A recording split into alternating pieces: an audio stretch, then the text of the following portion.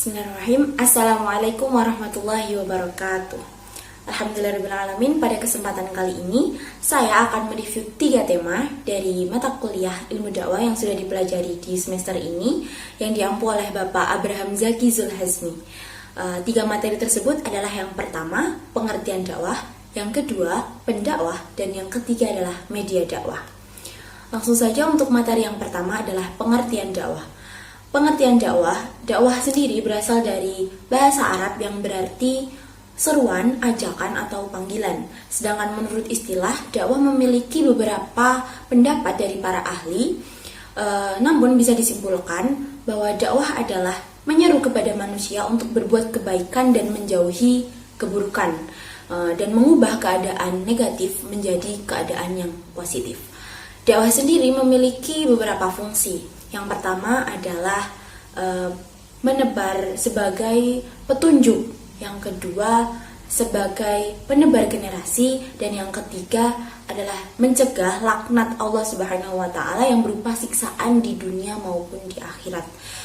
Dan untuk dakwah sendiri memiliki beberapa tujuan. Tujuannya itu adalah tujuan Islamiah, yaitu menyebarkan ajaran Islam untuk memperkenalkan Allah Subhanahu wa taala dan Rasul-Nya kepada manusia secara keseluruhan.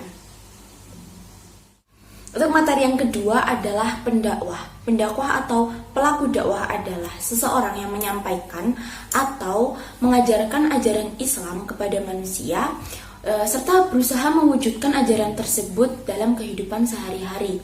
Pelaku dakwah biasa disebut dengan dai. Dai bisa melakukan dakwah melalui lisan, tulisan, maupun perbuatan. Dai sendiri dibagi menjadi 2 macam. Yang pertama yaitu secara umum. Secara umum, dai itu adalah muslim yang sudah mukallaf atau yang sudah dewasa sehingga mereka memiliki kewajiban untuk mengajarkan agama Islam. Untuk yang kedua adalah secara khusus. Secara khusus adalah muslim yang masuk kepada spesialisasi agama Islam seperti ulama, kiai, dan sebagainya. Untuk dai itu memiliki kemuliaan di mata Allah Subhanahu wa taala karena amalan dai adalah amalan yang sangat dicintai Allah karena mereka adalah penyampai agama Allah Subhanahu wa taala.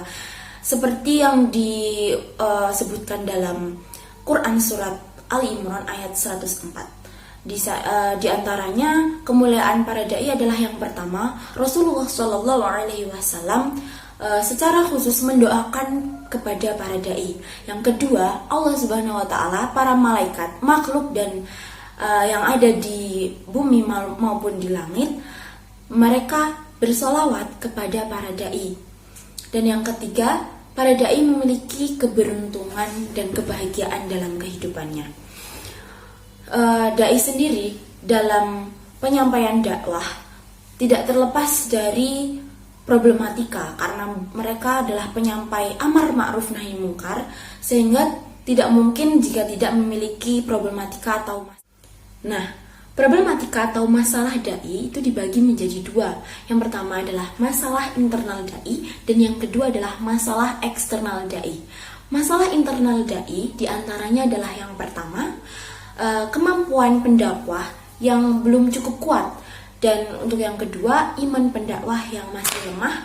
Dan yang ketiga adalah pendakwah yang berdakwah secara singkat sehingga menimbulkan sebuah ketergesa-gesaan.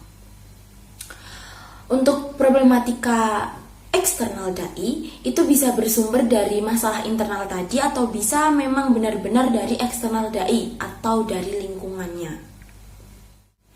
Untuk materi yang ketiga atau yang terakhir adalah media dakwah. Media dakwah adalah sarana yang digunakan oleh para dai untuk menyampaikan materi dakwahnya. Nah, pada zaman Rasulullah SAW, dulu itu yang sering digunakan adalah media auditif atau lisan.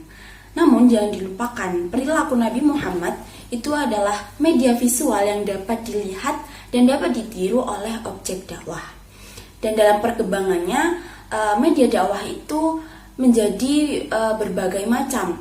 Yang pertama adalah auditif, yang kedua media visual, dan lain sebagainya. Nah, di zaman sekarang pun media dakwah ini dibagi menjadi dua. Yang pertama adalah non-media massa dan yang kedua media massa. Untuk non-media massa manusia itu seperti utusan atau kurir, dan untuk non-media massa benda itu seperti surat atau telepon. Nah, untuk media massa sendiri, media massa manusia itu seperti sebuah rapat, pertemuan, lalu seminar, atau bahkan sekolah-sekolah itu termasuk dalam media massa manusia. Sedangkan media massa benda itu seperti poster, buku-buku, dan lain sebagainya. Untuk media massa yang terakhir yaitu media massa periodik, itu seperti elektronik, media cetak, audiovisual, dan lain sebagainya. Nah, untuk dalam pemilihan media dakwah ini ada beberapa hal yang harus diperhatikan, karena setiap media dakwah itu memiliki karakteristiknya masing-masing. Jadi tidak bisa untuk dinilai mana yang paling baik di antara keseluruhan, karena memiliki ciri khasnya masing-masing.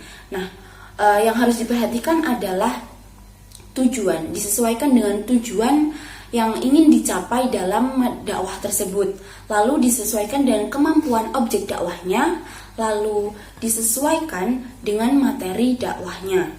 Nah, untuk pemilihannya tersebut tidak boleh atas dasar kesukaan pendainya, namun harus dipilih secara objektif.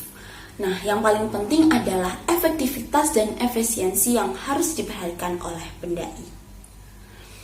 Mungkin itu 3 materi yang bisa saya review dalam video kali ini. Apabila masih terdapat beberapa kesalahan, saya memohon maaf yang sebesar-besarnya. Terima kasih atas perhatiannya. Wassalamualaikum warahmatullahi wabarakatuh.